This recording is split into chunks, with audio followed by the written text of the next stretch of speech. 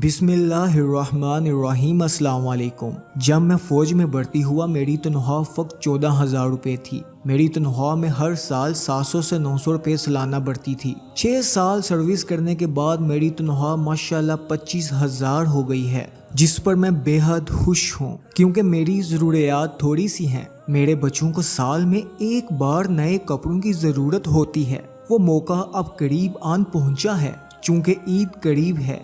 ناظرین گرامی، کل میں کپڑوں کے دکاندار کے پاس گیا۔ انہوں نے مجھے اچھے کپڑے دکھائے۔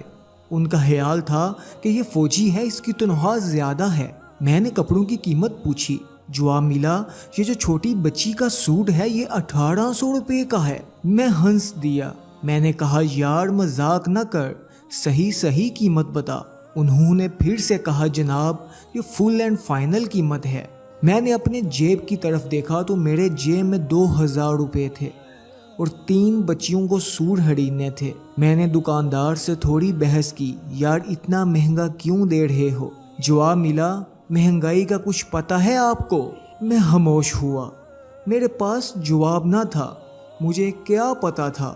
4 مہینے بعد عید کے لیے گھر آیا تھا۔ جس پہاڑ پر میری ڈیوٹی تھی وہاں ہم نے پرندوں کی زبانیں سیکھی تھیں۔ یہ اخبار کیا ہوتا ہے، یہ ٹی وی کیا ہوتی ہے، ہمیں کیا معلوم؟ بس نکل پڑا۔ ساتھ میں ریڑھی والے سے بچوں کے لیے آلو کے چپس اور پکوڑے خریدے۔ ریڑھی والے نے اخبار کے ایک پیس میں ڈال دیے۔ اخبار پر نظر پڑی تو ان پر موٹی سرخی درج تھی، ہمارے ٹیکس پر پلنے والے فوجی۔ سوچ کر آنکھوں سے آنسو نکل پڑے۔ ہمیں یہ بھی نہیں خبر کہ لوگ ہمارے بارے میں ایسا بھی سوچتے ہیں۔ ہم تو اس دھرتی کو ماں سمجھ کر بارڈر لائن پر دشمن کو سینہ تان کر کھڑے ہوتے ہیں، اور یہاں کچھ لوگ ہمارے بارے میں ایسا بھی سوچتے ہیں۔ میری تنخواہ قلیل ہے لیکن شکر ہے میرا اس پر گزارا ہوتا ہے۔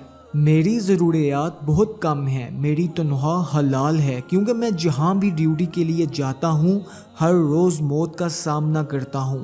کبھی یہ نہیں سوچا کہ میرے بھائی مجھے صرف 20,000 ٹیکس کی تنخواہ دیتے ہیں، اس تھوڑے سے پیسوں میں جان کیوں گنواؤں؟ بلکہ اس وقت میرے ذہن میں ایک خیال آتا ہے کہ اگر پاکستان ہے تو ہم ہیں، اگر پاکستان نہیں تو ہم نہیں۔ میں نے کبھی بچوں کا نہیں سوچا کہ وہ میرے جانے کے بعد کیا کریں گے۔